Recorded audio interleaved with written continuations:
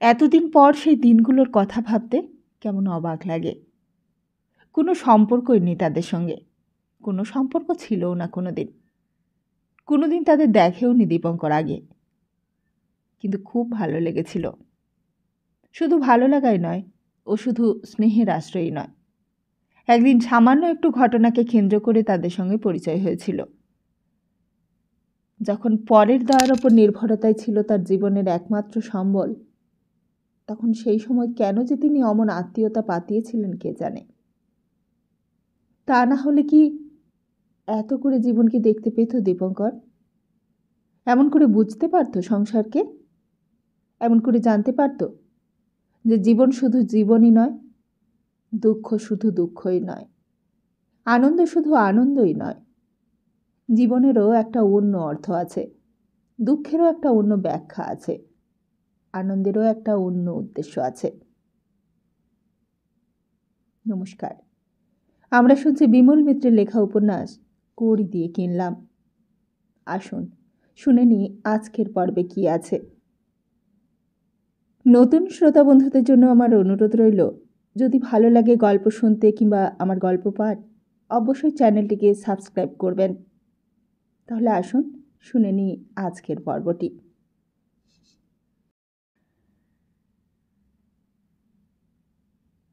আর লক্ষ্মীদি? সত্যি তো, লক্ষ্মীদি এসেছিল বলেই তো সত্যি এসেছিল। আর সত্যি এসেছিল বলেই দীপঙ্কর বুঝতে পেরেছিল জীবনেরও একটা অন্য অর্থ আছে, দুঃখেরও একটা অন্য ব্যাখ্যা আছে, আনন্দেরও একটা অন্য উদ্দেশ্য আছে। ঘরটা থেকে বেরিয়ে সিঁড়ি দিয়ে নামছিল দীপঙ্কর। সত্যি, নতুন ভাড়াটেরা আসার পরে দীপঙ্কর দেখতে পেল সমস্ত বাড়িখানার চেহারায় যেন পাল্টে গেছে। ভেতরে যে এত পরিবর্তন হয়েছে তা বাইরে থেকে ধরা যায় না। অঘোরদাদুর সেই ভাড়াটে বাড়িটার চেহারা রাতারাতি এমন করে বদলে দিয়েছে এরা। ফুলগাছটায় টব বসিয়েছে জানালার ধারে ধারে, দরজায় দরজায় পর্দা, চেয়ার, টেবিল, কোচ, সোফা, আলমারি, আয়না, কোনো দিকে কোনো ভাগ নেই। আস্তে আস্তে সিঁড়ি দিয়ে নামছিল দীপঙ্কর। মা হয়তো এতক্ষণে ভাবছে, হয়তো খুঁজছে দীপু কোথায় গেল। হঠাৎই সিঁড়ির নিচে আসতে পেছন থেকে কে যেন ডাকলে, এই ছোড়া শোন। পেছন দিকে চেয়ে দেখলে দীপঙ্কর, সেই মেয়েটি লক্ষ্মী। বললে,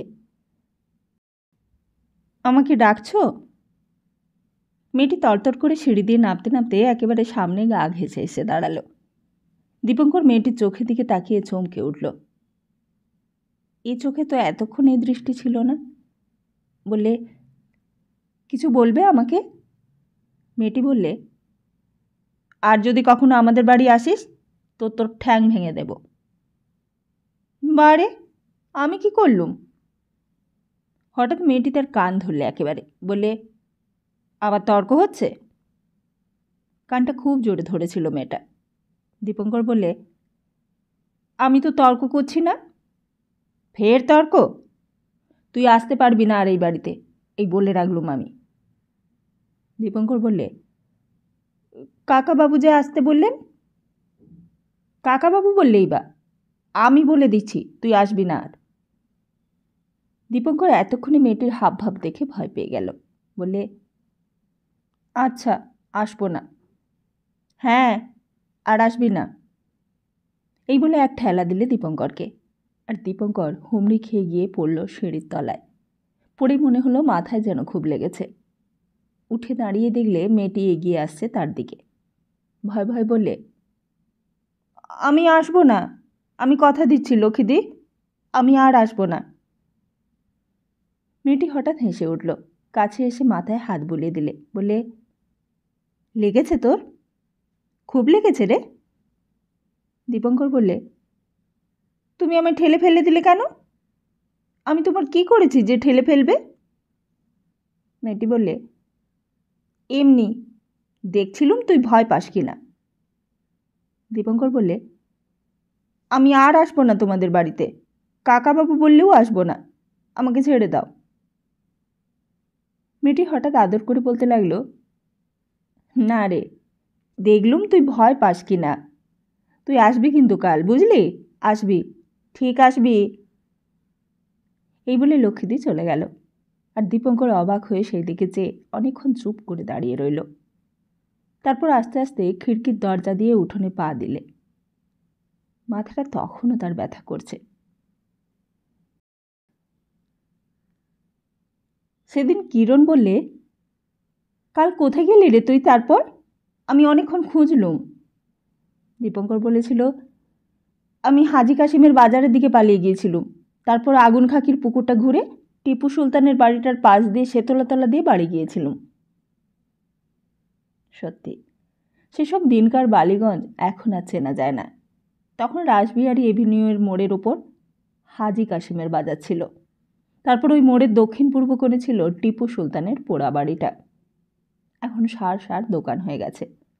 দিনরাত গম গম করে ট্রাম আর বাসের শব্দ।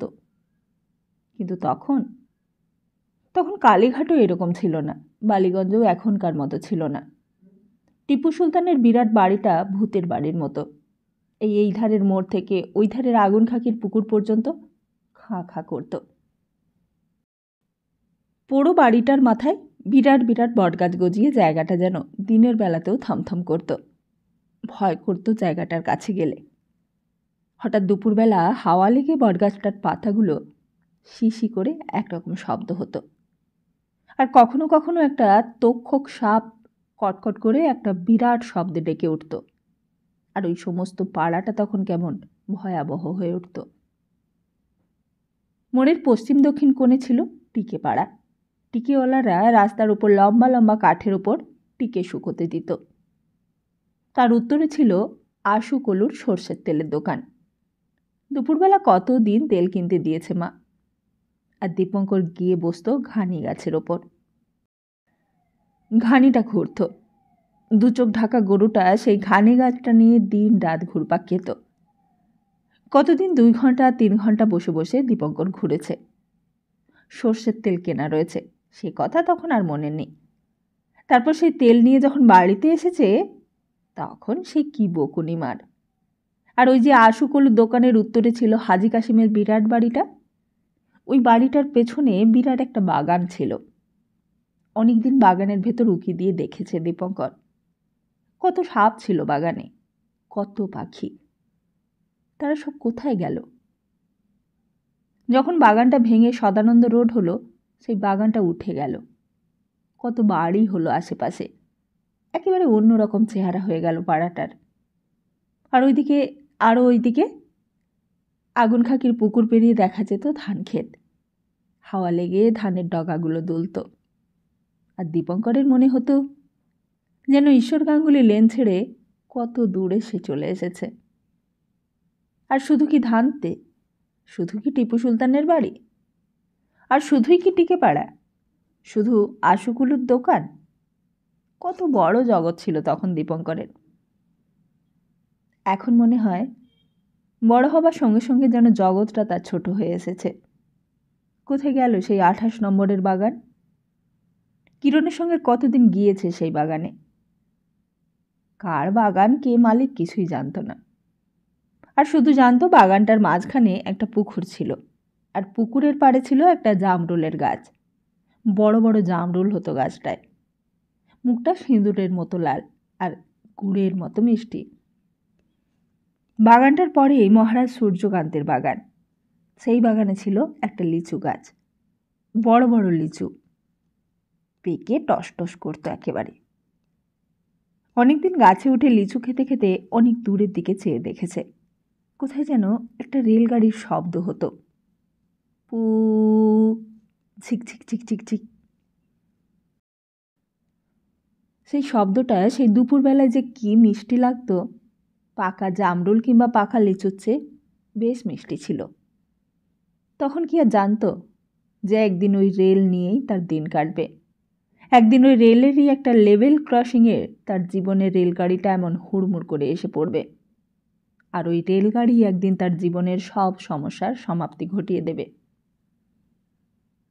একদিন কালীঘাট স্কুলের ইনফ্যান্ট ক্লাসে ভর্তি হয়েছিল দীপঙ্কর।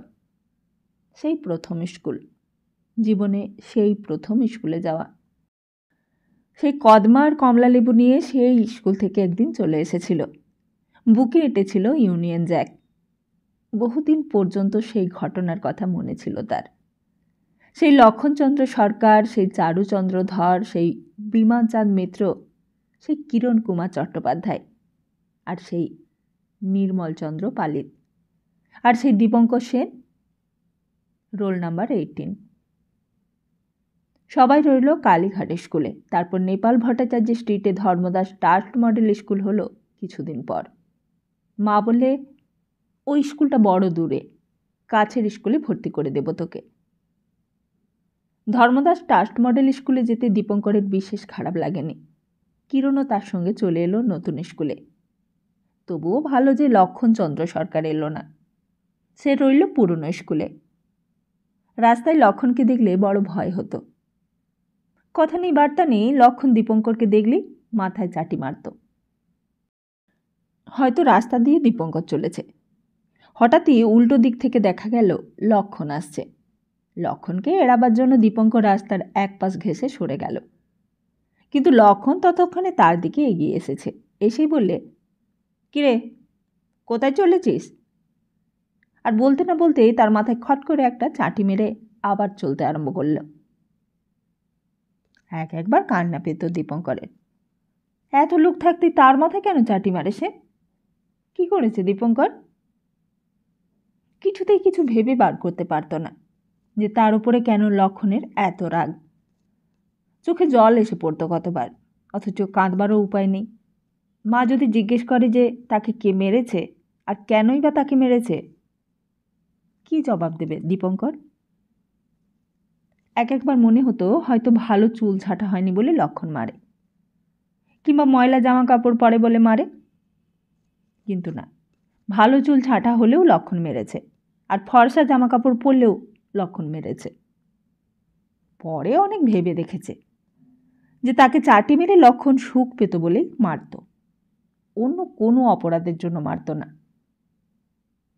কিন্তু তারপর স্কুল ছেড়ে কলেজে ঢুকেছে, কলেজ ছেড়ে অফিসে ঢুকেছে, তখনও লক্ষণেরা তাকে রেহাই দেয়নি। সারা পৃথিবীতে সেই এক লক্ষণ বহু লক্ষণ হয়ে বহু রূপে যেন ছড়িয়ে পড়েছে। লক্ষণদের হাত থেকে যেন মানুষের আর মুক্তি নেই। সেদিন নেপাল ভট্টাচার্য লেনের মোড়ের কাছে আসতেই দীপঙ্কর দেখলে সামনে লক্ষণ আসছে। তখন বিকেল হয়ে গেছে, রাস্তায় তখন জল দিচ্ছে নল দিয়ে। লক্ষণকে দেখেই কেমন যেন বুকটা দূর দূর করতে লাগলো দীপঙ্করের। আবার যদি লক্ষণ মারে? একটু পাশে সরে গেল দীপঙ্কর, কিন্তু লক্ষণের কি যে হলো সেও তার দিকে এগিয়ে এলো। সামনে এসে লক্ষণ বললে, কিরে, আমাদের স্কুল ছেড়ে দিলি কেন? আমার ভয়ে? দীপঙ্কর কিছুই কথা বলে না, ভয়ে ভয়ে এক দৃষ্টি লক্ষণের দিকে চেয়ে রইল। লক্ষণের আর কোনো দিকে খেয়াল নেই। কথাটা বলেই তার মাথায় একটা চাটি মারল। রোজ রোজ মার খেতে খেতে দীপঙ্করের যেন কেমন সাহস বেড়ে গিয়েছিল। বলল, আমায় মারিস কেন তুই? রোজ রোজ কেন তুই মারিস আমাকে? আমি তোর কি করেছি বলতো? হঠাৎ দীপঙ্করের কাছ থেকে এরকম প্রতিবাদ যেন আশা করেননি লক্ষণ। একেবারে তেলে বেগুনে জ্বলে উঠল। বললে, বেশ করব, মারব, আমার খুশি তাই মারব। এই তো আবার মারছি, কি করবি তুই? এই বলে সত্যি আবার একটা চাঁটি মারলে মাথায়, আর এইবার আরও জোরে। দীপঙ্কর মাথাটা সরিয়ে নিলেও খুব লাগলো, মাথাটা যেন ঝনঝন করে উঠল। বললে, আমি কিছু বলি না বলে, তাই না? লক্ষণ আরও এগিয়ে এলো বুকের কাছে। বলে, খুব যে সাহস হয়েছে তোর, বড় সাহস না? এই বলে আবার মাথায় মারলে, চুলের একটা গোজ ধরে জোরে টানলে। বললে, এক ঘুষি মারব নাকে, তখন তোর ফুটুনি দেখিয়ে দেব। বারে, আমি কখন ফুটুনি করলাম তোর সঙ্গে? তুই তো আমাকে প্রথমে মারলি। লক্ষণ এবার ফটাফট তার মাথায় ঘুষি মারতে আরম্ভ করেছে। ফের ফের ফুটুনি, ফের ফুটুনি হচ্ছে, ফের। কথা বলে আর মারে, মাথায় তুলতে দেয় না একেবারে। ডাইনে বাঁয়ে সামনে পেছনে মুখে চারদিকে মারতে লাগলো। দীপঙ্করের চোখে তখন সমস্ত সংসার ঝাঁঝা করছে, মাথা বনবন করে ঘুরছে। মারে আর মুখে বলে, বড় ফুটুনি বেড়েছে তোর না, দেখাচ্ছি তোর ফুটুনি। মাথাটা বাঁচাতে গিয়ে দীপঙ্কর একপাশে সরে যাওয়ার চেষ্টা করতে কি যে হলো, ধপাস করে রাস্তার উপর পড়ে গেল। আর লক্ষণ তখন আরও সুবিধে পেয়েছে। দীপঙ্করের কানে, মুখে, মাথায় পটাপট কিল চড় ঘুষি মেরে চললে। দীপঙ্করের মনে হলো সে যেন আর বাঁচবে না, লক্ষণ যেন তাকে মেরেই ফেলবে, তবে তাকে নিষ্কৃতি দেবে। সেই লক্ষণের অত্যাচারে সেদিন যদি তার প্রাণ বেরিয়ে যেত, তাহলে পৃথিবীর অনেক কিছুই তাকে আর দুটো চোখ দিয়ে দেখতে হতো না। হয়তো অনেক মর্মান্তিক অভিজ্ঞতা থেকেও সে মুক্তি পেত, অনেক যন্ত্রণার হাত থেকে সে অব্যাহতি হয়তো পেত। কিন্তু তাহলে শতাকে তার দেখা হতো না, আর শতাকে না দেখলে জীবনের সব কিছুই তার নিরর্থক হতো। লক্ষণের মার খেতে খেতে যখন দীপঙ্কর প্রায় অসাড় হয়ে পড়েছে, তখন হঠাৎ এক কাণ্ড হলো। মনে হলো পাশে যেন কে এসে দাঁড়ালো। দীপঙ্কর কোনো রকমের চোখ তুলে দেখলে সামনে লক্ষ্মীদি। স্কুলের গাড়ি থেকে নেমে লক্ষ্মীদি গলির ভেতর আসছিল, আর আসতেই ব্যাপারটা দেখতে পেয়েছে। আর সঙ্গে সঙ্গে লক্ষণের চুলের মুঠি ধরে এক টান দিয়েছে, আর সঙ্গে সঙ্গে কথা নেই বার্তা নেই এক চড়। লক্ষণও কেমন যেন ভড়কে গিয়েছিল, চড় খেয়েই মাটিতে পড়ে গেল। কিন্তু লক্ষ্মীদি ছাড়বার পাত্রী নয়, লক্ষণের মাথায়, কানে, পিঠে দুম দাম করে কিল বসিয়ে দিচ্ছে। স্টুপিড, কেন মারছিস ওকে? মারছিস কেন তুই? আবার চড়, আবার ঘুষি। লক্ষ্মীদির গায়ে খুব জোর। লক্ষ্মীদি হাতির বইগুলো রাস্তার উপর রেখে দিয়ে দুম দাম করে কিল মারতে লাগলো লক্ষণকে। লক্ষণ পালাতেও পারে না, আর মারতেও পারে না। হঠাৎ এই আচমকা মার খেয়ে যেন সে দিক বিদিক জ্ঞান হারিয়ে ফেলেছে। আর দীপঙ্কর তখন উঠে দাঁড়িয়ে ঘটনাটা দূর থেকে দেখতে লাগলো। মনে হলো বেশ হয়েছে, খুব হয়েছে। এতদিনে ঠিক জব্দ হয়েছে লক্ষণ। যেমন তাকে মারা, তেমন শিক্ষা হয়েছে। অনেকক্ষণ মারার পর লক্ষ্মীদি বললে, আর যদি ওকে কখনো মারিস তো চোখ কানা করে দেব। বেরো, বেরো এখান থেকে, যা। এতক্ষণে দীপঙ্করের অনেকখানি সাহস ফিরে এলো। লক্ষণ মুখ কাচুমাচু করে গায়ে ধুলো ঝাড়তে ঝাড়তে উল্টো দিকে সোজা হয়ে চলে গেল। লক্ষ্মীদিও তখন রাস্তার ওপর থেকে তার নিজের বইগুলো কুড়িয়ে নিয়েছে। দীপঙ্কর লক্ষ্মীদির কাছে গিয়ে বললে, আমাকেও রোজ রোজ মারে লক্ষ্মীদি, রোজ এমন করে মারে আমায়। আমি কিছুই করিনি, শুধু শুধুই মারে। লক্ষ্মীদির মুখটা যেন গম্ভীর গম্ভীর। দীপঙ্কর বলতে লাগলো, বেশ করেছো তুমি ওকে মেরেছ লক্ষ্মীদি, আমি কিছুই করিনি ওর, তবুও মারে। লক্ষ্মীদি হঠাৎ দীপঙ্করের কান ধরে মাথায় দুমদুম করে মারতে লাগলো। বলে, স্টুপিড কোথাকার, রোজ রোজ মারে আর তুই মার খাস। তুই ওকে মারতে পারিস না? তোর গায়ে জোর নেই? স্টুপিড, গাধা কোথাকার, বোকার মতন আবার বলছিস রোজ রোজ ও তোকে মারে। তোকে আমিও মারব। এই বলে লক্ষ্মীদি আবার মারতে লাগলো। দীপঙ্করের চোখ দিয়ে তখন সত্যি সত্যি জল গড়িয়ে পড়ছে। এতক্ষণ লক্ষণের কাছে মার খেয়ে যা হয়নি, লক্ষ্মীদির হাতে মার খেয়ে তার দ্বিগুণ কষ্ট হলো দীপঙ্করের। দীপঙ্কর দুই হাতে মাথাটা ঢেকে বলতে লাগলো, আর মেরো না লক্ষ্মীদি, আর করব না, আর মেরো না। লক্ষ্মীদি তখন যেন সত্যি গুঁয়ো চেপে গিয়েছে, আরও জোরে জোরে মারতে লাগলো মাথায়। বললে, তোর মাথা ভেঙে ফেলে দেব, স্টুপিড কোথাকার। লোকে মেরে যাবে আর তুই বসে বসে কাঁদবি, লজ্জা করে না তোর কাঁদতে? আবার কান্না হচ্ছে ছেলের। তারপর বাড়ির কাছে আসতে লক্ষ্মীদি বলে, যা বাড়ি যা, আর কখনো কাঁদবি না, বুঝলি? তাহলে বেটা ছেলে হয়েছিস কী করতে? এই বলে এক ঠেলা দিলে দীপঙ্করকে, আর তারপর লাফাতে লাফাতে লক্ষ্মীদি বাড়ির ভেতর ঢুকে পড়ল। রাত্রিবেলা পড়তে বসে কিছুতেই পড়ায় যেন আর মন বসছিল না দীপঙ্করের। অঘোরদাদু সিন্দুকটার গায়ে হেলান দিয়ে সামনে হিস্ট্রির বইটা নিয়ে অনেকক্ষণ চোখ চেয়ে থাকবার চেষ্টা করলে দীপঙ্কর। কিন্তু চোখ দুটো যেন ঢুলে আসছে ঘুমের ঘোরে। মনে হলো, কেন এলো ওরা এই বাড়িতে? ওই ভাড়াটেরা খালি তাকে মারে। আগেকার ভাড়াটেরা বেশ ছিল, দীপঙ্করদের দিকে ফিরেও তাকাতো না। আর চুনমুনি তাদের বেশ গালাগালি দিত, বেশ করত। এদেরও গালাগালি দিলে বেশ হতো। এরাও তাহলে থাকতো না, এই বাড়ি থেকে উঠে যেত। উঠে গেলেই ভালো হয়। ভারী তো নাচে, ওইরকম নাচ দীপঙ্করও নাচতে পারে। আয়নার সামনে দাঁড়িয়ে ধেই ধেই করে নাচতে কে না পারে। ওই স্বপ্নটাই ঠিক ছিল, ওই ভাল্লুকের স্বপ্নটাই ঠিক ছিল। ভাল্লুকের নাচ। পাথরপট্টি রাস্তায় অনেক ভাল্লুক নাচওয়ালা আসে। লোকটা ডুগডুগি বাজায় আর ভাল্লুকটা নাচে। আর চেহারাই বা কী এমন? ভারী তো সুন্দর। বিন্তি দিকে হচ্ছে ঢের সুন্দর দেখতে।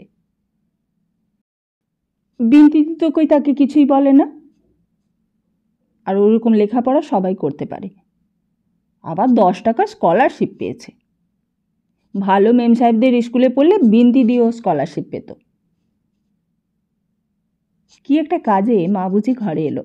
দীপঙ্কর বললে, মা। মা বললে, কি বলছিস বল। দীপঙ্কর বললে, চুন্নুনি আজকাল গালাগালি দেয় না কেন মা? মা বোধহয় খুব ব্যস্ত ছিল, বিরক্ত হলো কথাটা শুনে। বললে, যত সব উদ্ভুটে কথা তোর বাপু। কেন গালাগালি দিতে যাবে কেন? আর কাকেই বা গালাগালি দেবে? দীপঙ্কর বললে, এই যে নতুন ভাড়াটেরা এসেছে, ওদের গালাগালি দেয় না কেন চুন্নুনি? গালাগালি দিলে তো ওরা বেশ উঠে যায়। পারি নে বাপু তোর সঙ্গে বকবক করতে। এই বলে মা চলে গেল। দীপঙ্কর আবার হিস্ট্রির বইতে মন দেবার চেষ্টা করলে। কোথাকার কোন আলেকজান্ডার কোথায় কোন পুরুকে কোথায় যে ধরে নিয়ে গিয়েছিল, তার কথা পড়ে যে কি লাভ হয় কে জানে। কেউই সেদিন শশাঙ্কবাবুর ক্লাসে পড়া বলতে পারেনি। প্রাণমথবাবুর ক্লাসটাই সবচেয়ে ভালো লাগতো দীপঙ্করের। শশাঙ্কবাবু একটু গম্ভীর গম্ভীর লোক, প্রাণমথবাবুর মতো নয়। প্রাণমথবাবু ক্লাসে কত রকমের গল্প বলেন। প্রাণমথবাবু সেদিন ক্লাসে এসে জিজ্ঞেস করলেন, আজকে কোন জায়গাটায় পড়া আছে বলো তো তোমাদের?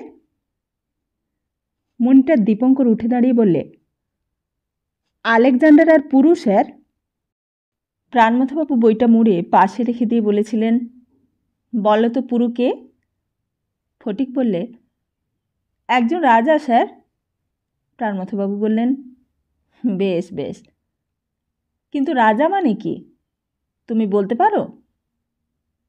তারপর কিরণের দিকে আঙুল দিয়ে দেখালেন, বললেন, তুমি তুমি তুমি একের পর এক অনেককে জিজ্ঞেস করলেন, কেউই সেদিন বলতে পারেনি। রাজা মানে রাজা, রাজার আবার মানে কি? সবাই সেদিন সেই সহজ কথাটার উত্তর দিতে পারেনি। সকলেই হা করে চেয়েছিল প্রাণমথবাবুর দিকে। প্রাণমথবাবু বললেন, রাজা কথাটার মানে জানো না বলে তোমাদের লজ্জার কোনো কারণ নেই। রাজা কথাটার মানে অনেকেই জানে না, অনেক রাজাও জানে না। তবে শোনো। তারপর কৌটো থেকে একটা পান মুখে দিয়ে বললেন, একটা সময় ছিল যখন পৃথিবীতে রাজা ছিল না, রাজ্যও ছিল না, দণ্ড ছিল না, দণ্ডদাতাও ছিল না। তার মানে সবাই সবাইকে ভালোবাসত। সবাই সবাইকে ভালোবাসলে আর শাস্তিদাতা কিংবা শাস্তির কিছুই দরকার হয় না। কিন্তু এই রকম অবস্থা বেশি দিন চলল না। আস্তে আস্তে মোহ এলো, মানে ধর্ম লোপ হয়ে গেল পৃথিবী থেকে। ধর্ম যায় যায় অবস্থা, দেবতারাও ভয় পেয়ে গেলেন। কেউ আর যাগযজ্ঞ করে না, আর যজ্ঞের আহুতি না দিলে দেবতারা খাবেন কি? আর তখন তারা ছুটলেন ব্রহ্মার কাছে। ব্রহ্মাকে গিয়ে তারা বললেন, এখন উপায় কি? আর ব্রহ্মা তখন ঋষিদের বলে একজনকে রাজা তৈরি করে দিলেন, আর তার নাম হলো পৃথু। আর সেই পৃথুই হলেন পৃথিবীর রাজা। তিনি ছিলেন বিষ্ণুর অবতার। তিনি রাজা হবার পর আবার যাগযজ্ঞ হতে লাগলো, আবার ধর্ম ফিরে এলো। তিনি প্রজা রঞ্জন করতে পারতেন, তাই তার নামে ধন্য ধন্য পড়ে গেল চারিদিকে। আর সেই রঞ্জন কথাটা থেকেই রাজার নামটা সৃষ্টি হলো। তারপর একটু সোজা হয়ে বসে বললেন, এখন বুঝলে তো রাজা কাকে বলে? সবাই একসঙ্গে বললে, বুঝলাম স্যার। কিন্তু সব রাজাই পৃথু রাজার মতো ভালো রাজা হয় না। এমন রাজাও আছে যারা প্রজা রঞ্জন করে না, প্রজাদের খেতে পড়তেও দেয় না। আমাদের দেশের মহাকবি রবীন্দ্রনাথ ঠাকুরের নাম শুনেছ তো তোমরা? সবাই হাঁ করে চেয়ে রইল প্রাণমথবাবুর দিকে। কিরণ মাঝখানে হঠাৎ বাধা দিয়ে বললে, স্যার, শিয়ারদাস যখন রাজা হবেন তখন ভালো রাজা হবেন? শিয়ারদাস রাজা হবেন? প্রাণমথবাবু অবাক হয়ে কিরণের দিকে চাইলেন। বললেন, কে বললে?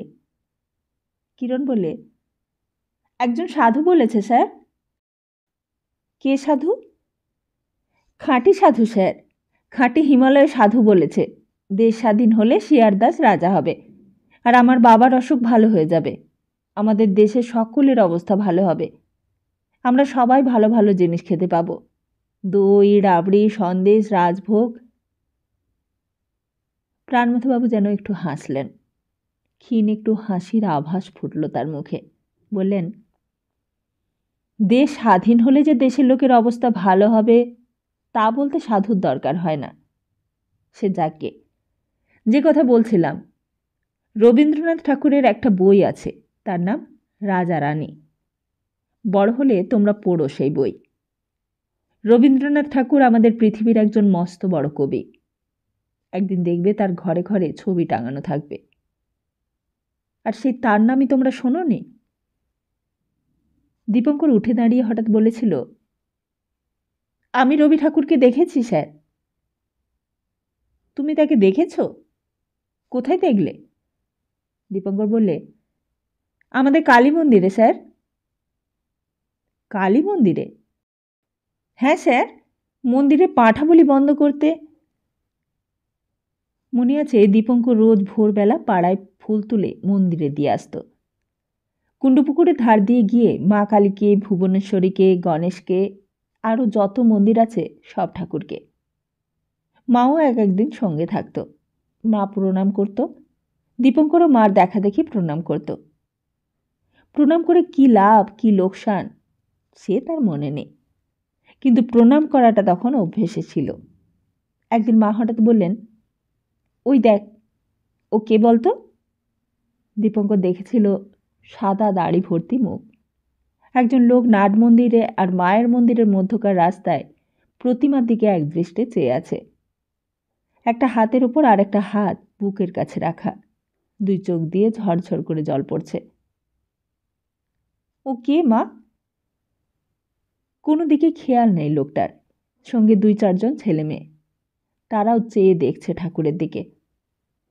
কি চমৎকার সব চেহারা, কি চমৎকার সব পোশাক তাদের, যেন পুতুলের মতো গড়ন সব। মাও তখন সেই দিকে চেয়েছিল। ও কে মা? মা বলে, ওনার নাম রবি ঠাকুর। রবি ঠাকুর কে মা? খুব ভালো ভালো পদ্য লেখেন। সকালবেলা, মন্দিরে তখন ভিড় নেই। সেদিন আর কেউই হয়তো রবীন্দ্রনাথকে চিনতে পারেনি, কিন্তু মা চিনেছিলেন ঠিক। মার অনেক বুদ্ধি। বাবা যদি না মারা যেত হঠাৎ, মা আরও অনেক কিছু জানতে পারত। মাকে আর অঘোর দাদুর বাড়িতে দিনরাত রান্না করতে হতো না। তা সেই দিন মার সঙ্গে দীপঙ্করও সেই দিকে একদৃষ্টে চেয়ে আছে। হঠাৎ, দীপুবাবু! নিজের নামটা কানে যেতে দীপঙ্কর চমকে উঠল। হিস্ট্রির বইটা রেখে ঘরের বাইরে এসে অবাক হয়ে গেল। রঘু, লক্ষ্মীদিদের চাকর রঘু। রঘু বললে, তোমাকে কাকাবাবু ডাকছে দীপুবাবু। দীপঙ্কর আরও অবাক হয়ে গেল, বলে, আমাকে? আমাকে কেন ডাকছে? রঘু বললে, কাকাবাবু এখনই অফিস থেকে এলে, লক্ষ্মী দিদিমণি আমাকে বললে দীপুবাবুকে পাশের বাড়ি থেকে ডেকে নিয়ে আয়। দীপঙ্কর কি যেন ভাবলে। তাকে আবার কেন ডাকবে? আবার মারবে নাকি? সে কি দোষ করল? লক্ষ্মী দিদি তো দোষ, লক্ষ্মী দিদি তো তাকে মেরেছে। পরপর 2 দিন মেরেছে, তবু কিচ্ছু বলেনি দীপঙ্কর। কিছু বলবেও না কোনো দিন। 14 বছর ধরে দীপঙ্কর কিচ্ছু বলবে না কাউকে। 14 বছর ধরে। 14 বছরের মধ্যে মাত্র বছরখানেকই কেটেছে। প্রাণমথবাবু বলেছিলেন, 14 বছর ধরে যদি আগাগোড়া তোমরা সত্যি কথা বলে যাও, একদিন তোমরা যা বলবে সব সত্যি হবে, সব ফলে যাবে। মধুসূদন বলেছিল, যদি বলি স্যার আমি রাজা হব? প্রাণমথবাবু বলেছিলেন, হবে, রাজাই হবে, তবে 14 বছর বরাবর সত্যি কথা বলে যাওয়া চাই, একটাও মিথ্যে কথা বলবে না। কিরণ বলেছিল, স্যার যদি বলি আমার বাবার অসুখ ভালো হয়ে যাক? হ্যাঁ, তাই হবে। স্যার যদি বলি আমাদের মস্ত বড় বাড়ি হোক?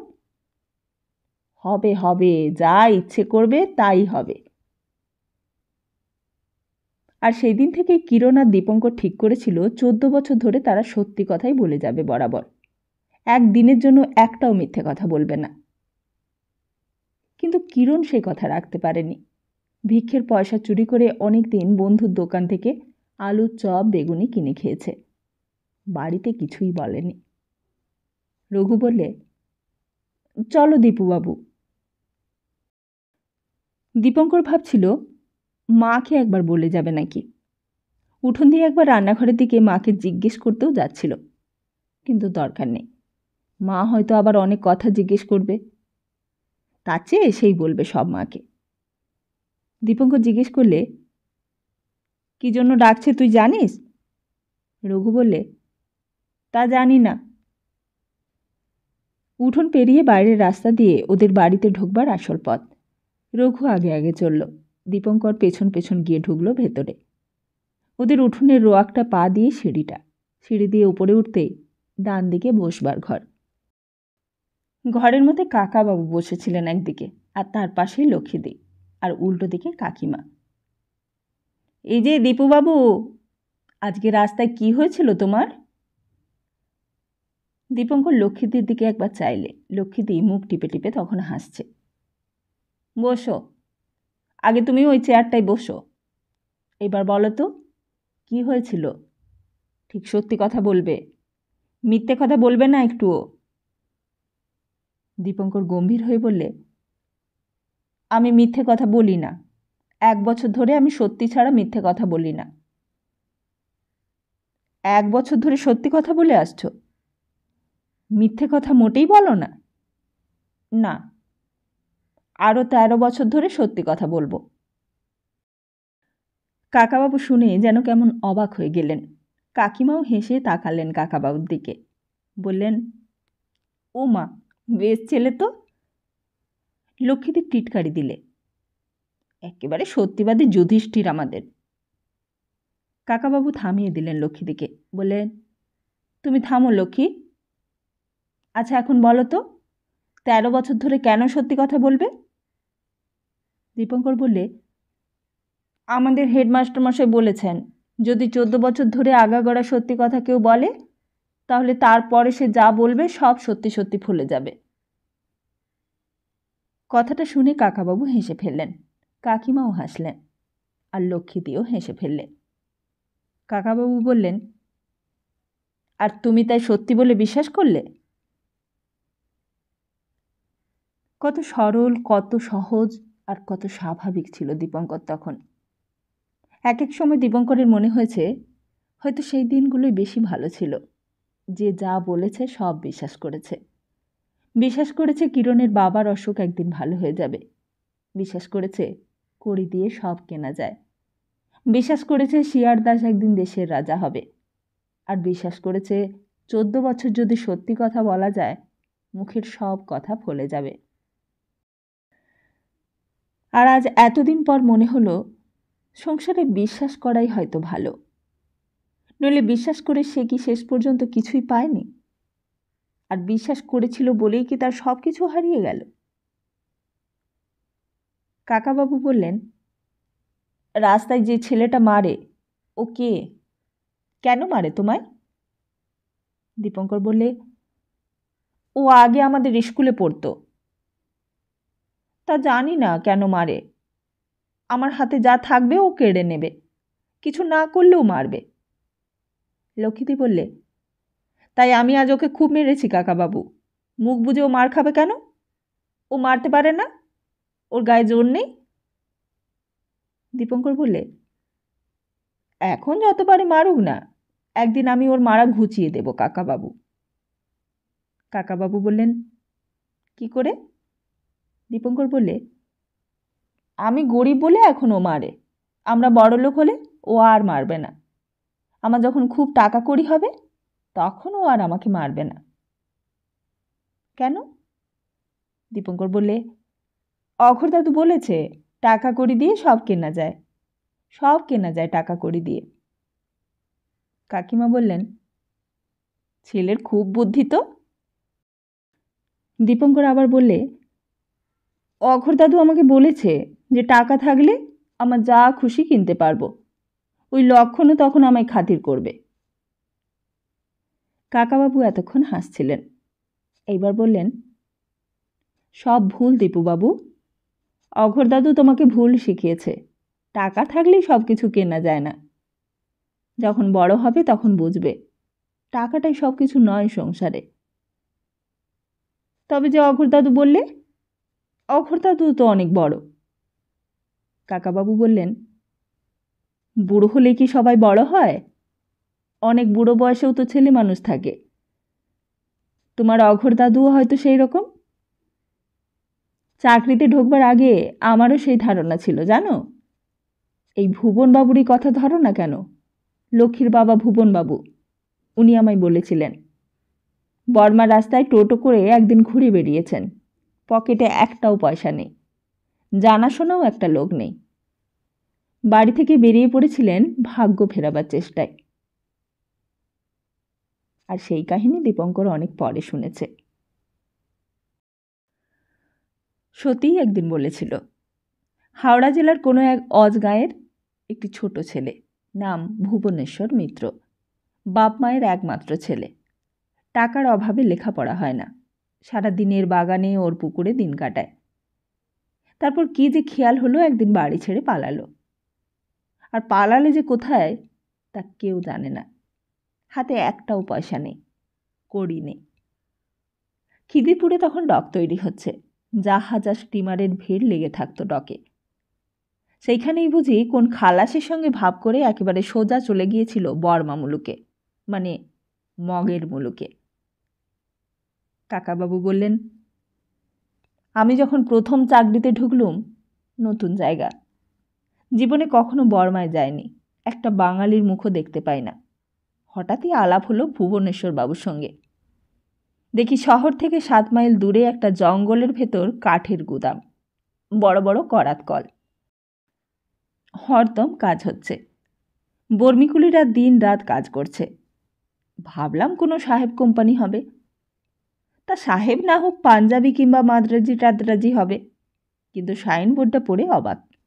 দেখি মোটা মোটা হর অক্ষরে লেখা রয়েছে, প্রোপাইটার বি মিত্র। বাঙালি, এই এত দূরে! তা তখন ভুবনেশ্বর বাবুর সঙ্গে আমার পরিচয় নেই। বাঙালি দেখে আলাপ করবার ইচ্ছে হলো। আমাকে দেখে তিনিও অবাক, আর তাকে দেখে আমিও অবাক। তা ভুবনেশ্বর বাবু বললেন, বিয়ে করে ফেলুন মশাই, এত দূরে দেশ ছেড়ে এসেছেন, বউ নিয়ে আসতে হয়। আমি বললাম, 15 টাকা মাইনে, 5 টাকা ওভারসিজ অ্যালাউন্স, এই টাকায় সংসার চালাবো কী করে? ভুবনেশ্বর বাবু বললেন, ওর সঙ্গে ঘুষের টাকাটাও জুড়ে দিন, দেখবেন তোফা চলে যাবে। তারপর তোমার এই কাকিমাকে নিয়ে গেলুম। লক্ষ্মী বললে, আমি তখন হয়েছি কাকাবাবু? কাকাবাবু বললেন, তখন তুমি এই 1 পুটকে মেয়ে, আমি তোমায় কোলে নিয়ে বেড়াই। আর সতী? সতী তখন কোথায়? সতী তো এই সেদিন হলো। বর্ষাকাল, ঝমঝম করে বৃষ্টি পড়ছে। আমি আপিসের কাজকর্ম সেরে তখন প্রায় রাত 11টা বাড়ি ফিরছিলাম। একটা এনকোয়ারি সারতে সারতে অনেক রাত হয়ে গিয়েছিল। আলো নিভিয়ে সবে শুয়েছি, এমন সময় টেলিফোন। ভাবলাম এত রাত্রিরে আবার কে টেলিফোন করছে। টেলিফোনে কান দিয়েই বুঝতে পারলাম ভুবনেশ্বর বাবু। বললাম, কি ব্যাপার, হঠাৎ কি হলো দাদা? ওপাশ থেকে ভুবনেশ্বর বাবু বললেন, তোমাকে খবরটা জানানো ভালো, আমার একটা মেয়ে হয়েছে। আমি তো লাফিয়ে উঠলাম। বললাম, কখন? এই এখন। বললাম, তাহলে সন্দেশ খাওয়ান দাদা। একেবারে একটা নয়, দুটো মেয়ে। ওর নাম রাখুন সতী, বড়র নাম লক্ষ্মী আর ছোটটার নাম থাকুক সতী। দুইজনে মিলে সতী লক্ষ্মী হয়ে থাক। কাকিমার দিকে চেয়ে কাকাবাবু জিজ্ঞেস করলেন, হ্যাঁ গো, তোমার মনে আছে সেই সব কথা? কাকিমা বললেন, মনে নেই আবার? তুমি সেই রাত্রিরে আবার গেলে। কাকাবাবু বললেন, তা যে কথা বলছিলাম, চাকরির আগে পর্যন্ত ধারণা ছিল টাকা দিয়ে বুঝি সবই কেনা যায়। কিন্তু সেই ধারণা বদলালো ভুবনেশ্বর বাবুর কাছে গিয়ে। তখন সবে তোমার কাকিমাকে নিয়ে গিয়েছি। হঠাৎই আমার প্লেগ হলো। সে কি দারুণ রোগ! বাড়ির চাকর বাকর সব পালালো, একটাও লোক নেই যে সেবা করে। তোমার কাকিমাও তখন নতুন, কাউকেই চেনে না। আমি তো অচৈতন্য অজ্ঞান অবস্থায় মরমর। ভাবলাম সেই যাত্রায় বুঝি বিদেশে বিভয়ে মরেই যাব। কিন্তু কোথাকার কে ভুবনেশ্বর বাবু আমার সাত কুলের কেউ নয়, লক্ষপতি লোক। খবর পেয়ে একেবারে দৌড়ে এসেছেন। আর তারপর কোথায় ডাক্তার, কোথায় ওষুধ, আমাকে কিছুই ভাবতে হলো না। সেই যে তিনি এলেন আমাদের বাড়িতে, আর যতদিন না আমি সেরে উঠলুম ততদিন রইলেন। সেই লক্ষপতি মানুষ নিজের কারবার ফেলে রেখে আমার রোগ নিয়ে পড়লেন। কে করে? আমার রোগ সারিয়ে কিসের স্বার্থ তার? কি সম্পর্ক তার সঙ্গে? আর আমিই বা তার কে যে আমার জন্য সে অত করতে যাবেন? নিজের টাকা, সময়, লোকজন সব দিয়ে আমাকে যে সারিয়ে তুললেন, কেন করলেন এটা? তারপর দীপঙ্করের দিকে চেয়ে বললেন, তাহলেই বোঝো, টাকা দিয়ে অনেক কিছুই হয় সংসারে, কিন্তু ভুবনেশ্বর বাবুর সেই সেবা যত্ন, তাকে টাকা দিয়ে যাচাই করার জিনিস? লক্ষ্মীটিও কোনো কথা বলল না, কাকিমাও কিছু বললেন না। দীপঙ্করও চুপ করে রইল। কাকাবাবু আবার বলতে লাগলেন, তা যেমন বাপ তেমন মেয়ে। আমি বলেছিলুম ভুবনেশ্বর বাবুকে, হলোই বা মেয়ে, লেখাপড়া শেখালে এই মেয়েরাও আপনার ছেলের চেয়ে বেশি দেখবেন। ভুবনেশ্বর বাবু লিখেছেন, জানো মা, তোমার রেজাল্ট শুনে খুব খুশি। লিখেছেন শতাকেও এখানে পাঠিয়ে দেবেন, সেখানে থাকলে লেখাপড়া ভালো হবে না। তা হ্যাঁ, ভালো কথা, বলতে ভুলে গিয়েছিলাম। ঠাকুরকে বলে দিও তো, কাল আমি ভোরবেলা বেরোবো। কাকিমা বললেন, কাল ভোরবেলা কেন? চাকরির ব্যাপার, জ্বালিয়ে খাচ্ছে একেবারে। আর এই দেখো না, বার্মায় ছিলাম, বেশ আরামে ছিলাম, সস্তা গন্ডার দেশ। হঠাৎই অর্ডার হলো বদলির, আর এতদিনকার জায়গা ছেড়ে চলে আসতে হলো। হুকুম তামিল করার নামই তো চাকরি, তা না হলে আর দাসত্ব কাকে বলে? আবার হয়তো একদিন পাটনায় বদলি করে দেবে, হুকুম হলেই হলো। দীপঙ্কর এইবার উঠে দাঁড়ালো। কাকাবাবু উঠলেন, বললেন, যা বললো মনে থাকবে তো তোমার দীপুবাবু? লক্ষণ যদি আরও কখনো তোমায় মারে, তুমি একদম সহ্য করবে না, তুমিও মারবে। মারের প্রতিকার হচ্ছে মার। এই সংসারে কান্নার দাম কেউ দেয় না, অভিমানেরও কেউ দাম দেয় না বাবা। কিন্তু ওর গায়ে যে বেশি জোর। কাকাবাবু বললেন, তাহলে তুমি আমাকে এসে বলে দেবে। লক্ষ্মী বললে, আর হয়তো মারতে সাহস করবে না কাকাবাবু, আমি খুব মেরেছি ছেলেটাকে। কাকাবাবু বললেন, বেশ করেছ, এই সংসারে মারই হচ্ছে মারের প্রতিকার, গান্ধী যাই বলুক। সেদিন দীপঙ্কর আর বেশিক্ষণ থাকেনি। মা হয়তো ভাবছে, কোথায় গেল খোকা? কিন্তু কাকাবাবুর কথা শুনে সেদিন যেন সমস্ত গোলমাল হয়ে গিয়েছিল। তাহলে কার কথা ঠিক?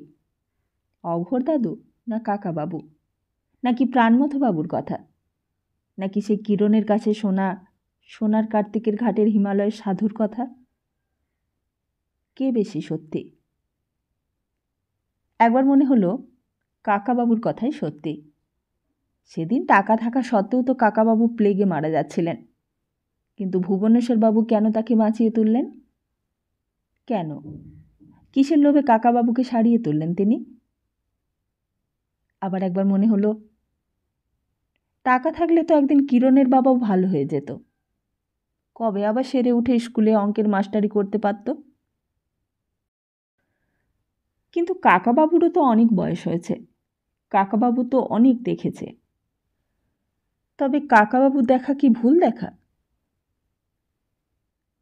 দীপঙ্কর দেখত রোজ কাকাবাবু কোট প্যান্ট পরে অফিসে চলে যায়। ঈশ্বর গাঙ্গুলি লেন দিয়ে বেরিয়ে সোজা গিয়ে পড়ে একেবারে কুণ্ডু পুকুরের কাছে, সেখান থেকে বাস ট্রাম ধরে অফিসে চলে যায়। ঈশ্বর গাঙ্গুলি লেনের অনেক লোকই অফিসে যায়, কিন্তু কাকাবাবুর অফিস যাওয়া যেন অন্যরকম, কোনো সময়ের ঠিক নেই। এক একদিন ভোরবেলা বেরিয়ে যায়, আবার ফিরে অনেক রাত্রে। তখন এই বাড়ির সদর দরজা বন্ধ হয়ে গেছে। কেওড়াতলার দিক থেকে হরিবলের শব্দ আরও স্পষ্ট হয়ে কানে আসে, আর উঠোনে হাজি কাশিমের বাগানের ওই ধারে কোত্থেকে যেন শেয়াল দল বেঁধে ডেকে ওঠে। তখন সবাই ঘুমিয়ে পড়ে। কালীঘাট মন্দিরে, পাথরপাটিতে, নেপাল ভট্টাচার্য স্ট্রিটে আর কেউই জেগে থাকে না।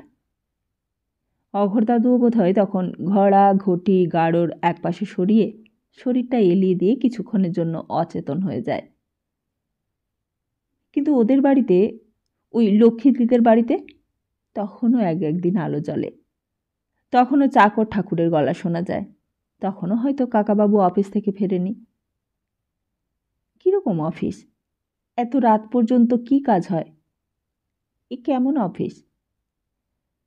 কাকাবাবু কোন অফিসে কাজ করে আর কি কাজ করে? কিন্তু আশ্চর্য, ওরা আসবার পর থেকে চূর্ণনি যেন কেমন শান্ত হয়ে এসেছে। গলাবাজি করে বটে, কিন্তু তেমন তেজালো গলাবাজি নয়। ওদের বাড়িতে গিয়ে খুব ভাব করে নিয়েছে বোধহয়। সেই দিন দুপুরবেলা গামছা ঢাকা দিয়ে এক কাশি ভাত নিয়ে আসছিল। উঠোনে এসেই হঠাৎ আরম্ভ হলো, আমলো যা, মুখে আগুন তোদের, অবেলায় পেটে দুটো দেব, তাও তোদের সয় না লো। দীপঙ্কর দেখতে পেয়ে বললে, কাকে গালাগালি দিচ্ছ চুন্নুনি? এই দেখো না বাচ্চা, নোলা দেখো বেটিদের, গতর খাকিরা গন্ধে গন্ধে উঠে এসেছে। দীপঙ্কর দেখলে চুন্নুনির পোষা বেড়াল দুটো পায়ে পায়ে মুখ উঁচু করে চলেছে। দীপঙ্কর বললে, তুমি ওদের গালাগালি দাও না কেন চুন্নুনি? ওই নতুন ভাড়াটেদের, ওদের খুব গতর খাকি বলে গালাগালি দিতে পারো না? ওদের বাড়ির মেয়েটা আমায় খুব মারে। চুন্নুনি বলেছিল, আহা, মা হারা মেয়ে বাপকে ছেড়ে বিদেশে রয়েছে, গালাগালি দেবো কোন আকেলে বাচ্চা? ওদের গালাগালি দিলে আমার ধমে সইবে ভেবেছ? চুন্নুনির কাশিতে গামছায় ঢাকা তখন সরু চালের ভাত, দুখানা মাছের দাগা, ডাল, তরকারি। চুন্নুনি যেন আর সেই চুন্নুনি নয়। ওরা যেন চুন্নুনিকে কড়ি দিয়ে কিনে নিয়েছে। চুন্নুনি যেন ওদের কেনা বাদী হয়ে গেছে। অঘোরদাদুর কথাটাই সত্যি। অঘোরদাদুই ঠিক কথা বলেছে। টাকা দিয়ে সব কেনা যায়। টাকা দিয়ে লক্ষণকেও কেনা যায়। দীপঙ্করের টাকা হলে লক্ষণও আর তাকে মারবে না। ওপর থেকে নেমে খিড়কির দরজাটার কাছে আসতেই হঠাৎ পেছন থেকে কে যেন ডাকলে, এই শোন। চাপা গলার ডাক। দীপঙ্কর পেছনে চেয়ে দেখে অবাক হয়ে গেল। লক্ষ্মীদি। জায়গাটা অন্ধকার। আমড়া গাছের তলায় ঠিক খিড়কির দরজাটার গায়ে একেবারে দীপঙ্করের গা ঘেঁষে এসে লক্ষ্মীদি দাঁড়িয়েছে। লক্ষ্মীদি আরও কাছে সরে এলো, একেবারে মুখোমুখি। বলে, লক্ষ্মী ভাই দীপু, একটা কাজ করবি আমার? দীপঙ্কর অবাক হয়ে গেছে। এত আদর করে কথা বলছে লক্ষ্মীদি তার সঙ্গে। বললে, কি কাজ? এই চিঠিটা একজনকে দিতে পারবি? লক্ষ্মীদির হাতে একটা খামে মোড়া চিঠি। দীপঙ্কর বললে, কাকে? তুই ঠিক দিবি বল। ঠিক দেব, তুমি দিয়ে দেখো। কাউকে বলবি না তো? লক্ষ্মীদি এমন করে কোনোদিন তার সঙ্গে কথা বলেনি। লক্ষ্মীদি যেন ঘেমে উঠেছে তার সঙ্গে কথা বলতে গিয়ে। না, বলবো না কাউকে। তুমি দাও চিঠিটা। দিয়ে দেখো না দিই কি না। তাহলে একটা কাজ কর। এই বলে লক্ষ্মীদি চিঠিটা তার জামার পকেটে ঢুকিয়ে দিলে। বললে, কেউ দেখবে না তো? তোর মা দেখতে পাবে না তো? দীপঙ্কর বললে, আমি লুকিয়ে রাখবো। তোমায় কথা দিচ্ছি, কাউকে দেখাবো না। কাকে দিতে হবে বলো? লক্ষ্মীদি গলা নিচু করে বললে, কুণ্ডু পুকুরের ধারে ঠিক মন্দিরের পশ্চিমে যেই দরজাটা আছে ওইখানে একজন ছেলে দাঁড়িয়ে থাকবে, তার হাতে দিবি। কিন্তু কীরকম চেহারা? দেখবি সাদা প্যান্ট, সাদা শার্ট, আর পায়ে সাদা শু, আর হলুদ কোট। কোটের বাট হলে একটা গোলাপ ফুল। ঠিক চিনতে পারবি তো? কটার সময়? লক্ষ্মীদি বললে, কাল ঠিক ভোর 7টার সময়। দীপঙ্কর বললে, ঠিক আছে, ওই সময় তো রোজ আমি ফুল দিতে যাই মন্দিরে। তুমি কিছু ভেবো না, আমি দিয়ে দেব, কিছু বলতে হবে না। লক্ষ্মীদি বললে, না। কথাটা শুনে চলে আসছিল, কিন্তু হঠাৎই লক্ষ্মীদি আবার ডাকলে। বললে, এই শোন এদিকে। দীপঙ্কর কাছে যেতেই লক্ষ্মীদি বললে, এই নে, এগুলো তুই খাস। অন্ধকারের মধ্যেও দীপঙ্কর দেখতে পেলে এক মুঠো চকলেট। চকলেটগুলো লক্ষ্মীদি তার হাতে গুঁজে দিলে। গুঁজে দিয়ে লক্ষ্মীদি আবার চলে গেল। দীপঙ্কর খিড়কির দরজাটা ভিজিয়ে দিয়ে উঠোনে এসে দাঁড়ালো। তারপর হাতের মুঠোটা আবার খুলে দেখলে অনেকগুলো চকলেট। মনোহারি দোকানে যেমন চকলেট কাচের জারের মধ্যে থাকে, এ সেরকম নয়, তার চেয়েও ভালো। রাষ্টমোড়া চোখো চোখো চকলেট। একটা মুখে পুড়ে দিতে ইচ্ছে হলো, কিন্তু হঠাৎ যেন কি মনে হলো, থাক, পরে খাবো। তখনও ভালো করে ভোর হয়নি। মা তার আগেই ডেকে দিয়েছে। দীপঙ্কর মুখে চোখে জল দিয়ে জামাটা গায়ে দিয়ে নিলে। তারপর পকেটে লক্ষ্মীদের চিঠিটা পুরে নিলে। হাজি কাশিমের বাড়ির পাশের বাগানের ফুল তুলতে হবে। বাগানের একটা দিকের পাঁচিল ভাঙা, সেইখান দিয়ে ঢুকে ভেতরে অনেক গাছ। গন্ধরাজ, স্থলপদ্ম, জবা, কত রকম ফুল। ফুলের সাজিটা এক একদিন ফুলে ফুলে ভরে যায়, আর সেই ফুল নিয়ে দিয়ে আসতে হবে সবগুলো মন্দিরে। প্রথমে মার মন্দির, তারপর মধুসূদনের মন্দির, তারপর সত্যনারায়ণ, গণেশ, জগন্নাথ, ষষ্ঠী, আর তারপর সকলের শেষে নকুলেশ্বর আর সোনার কার্তিক। সব মন্দিরেই কিছু কিছু ফুল দিয়ে আসতে হবে। সব পূজারীরাই চেনে দীপঙ্করকে। গেলেই সবাই হাত বাড়ায়, বলে, দাও খোকা দাও, এইদিকে দাও। ফুল দিয়ে একটা করে নমস্কার করবে দীপঙ্কর। মা শিখিয়ে দিয়েছিল, বলবে, ঠাকুর, আমার যেন লেখাপড়া হয়, আমার যেন ভালো হয়, আমার যেন মঙ্গল হয়। বহুদিন পর যখন দীপঙ্কর রেলের ডিটিআই হয়েছিল, তখন গড়িয়াহাটা লেভেল ক্রসিংয়ের গেটম্যান ভূষণ তার পায়ে মাথা ঠেকিয়ে সেই কথাগুলোই বলেছিল। হুজুর, আপনি আমার মা বাপ হুজুর, আপনার মঙ্গল হবে হুজুর, ভগবান আপনাকে অনেক দেবে হুজুর। সেদিন হাসি পেয়েছিল দীপঙ্করের। অনেকেই তো অনেক কিছু মঙ্গল কামনা করেছে তার। লাইনময় লোক তার শুভ কামনাই করেছিল। এক ডাকে সবাই তাকে সেন সাহেব বলে চিনেছিল। সেই বালিগঞ্জ স্টেশনের মজুমদার বাবু, সাউথ কেবিনের করালি বাবু, আর তারপর কে নয়। অফিসের চাপরাশি দ্বিজপদ পর্যন্ত তাকে শ্রদ্ধা করত, ভালোবাসত। দ্বিজপদ দেশ থেকে কোনো ভালো জিনিস আনলে আগে সেন সাহেবকে দিয়ে তবে খেত। কি হলো তাতে? কি লাভ হলো তাতে তার? আর সেই চকলেটগুলো, যেই চকলেটগুলো লক্ষ্মীদি তার হাতে গুজে দিয়েছিল, সেও তো এক রকমের ঘুষ। ঘুষ দিয়েই তো লক্ষ্মীদি কিনতে চেয়েছিল দীপঙ্করকে। কড়ি দিয়েই তো দীপঙ্করের মুখ বন্ধ করতে চেয়েছিল। কিন্তু তাও কি চাপা ছিল? ও কি চাপা থাকার জিনিস? এই, হঠাৎ পেছন ফিরে দীপঙ্কর অবাক হয়ে গিয়েছিল। সেই অত ভোরেও লক্ষ্মীদি ঘুম থেকে উঠে খিড়কির দরজার আড়ালে দাঁড়িয়েছিল। চাপা গলায় বললে, চিঠিটা নিয়েছিস ঠিক? ভুলিসনি? দীপঙ্কর বললে, এই দেখো না, আমার পকেটেই রয়েছে। থাক, দেখাতে হবে না। তোর মাকে দেখাসনি তো? না। ঠিক বলছিস? দীপঙ্কর বললে, আমি মিথ্যে বলি না, 14 বছর মিথ্যে কথা বলবও না। লক্ষ্মীদি আবার বললে, তার চেহারাটা মনে আছে তো? সাদা প্যান্ট, সাদা শার্ট, সাদা শু আর হলদে কোট, কোটের বাটন হলে একটা গোলাপ ফুল। মনে আছে। এই বলে দীপঙ্কর ফুলের সাজিটা নিয়ে বাইরে বেরিয়ে গেল।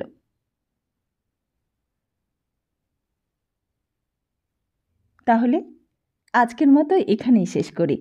খুব তাড়াতাড়ি আসছি আগামী পর্বটি নিয়ে। ততদিন ভালো থাকুন, সুস্থ থাকুন আর সবাইকে ভালো রাখুন। নমস্কার।